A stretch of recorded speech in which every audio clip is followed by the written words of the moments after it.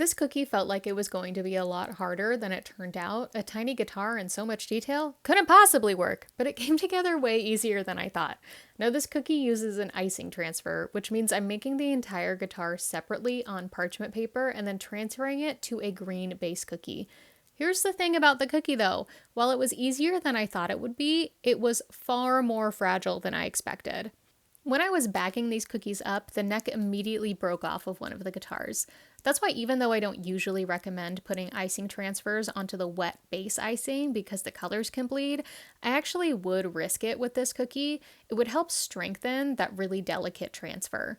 What I'll do differently next time is make the guitars first, then when they are dry, pipe the base icing, pull the guitars off their parchment paper, kind of get reset up in my situation, then immediately add them to the slightly wet base. Not freshly piped, but not yet crusted over.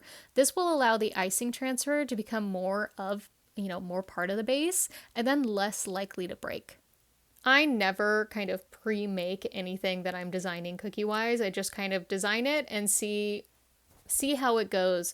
So I was a little concerned doing this icing transfer. Should I have put the neck of the guitar on before I started adding this leopard print detail? Should I try and be a little bit more intentional with the leopard print detail?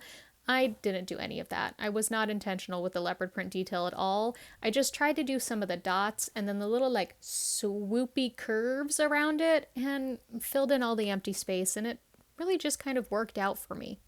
The trickiest detail here was definitely the frets on the guitar neck. It looked odd without them to me, but honestly I'm not sure adding them made much difference.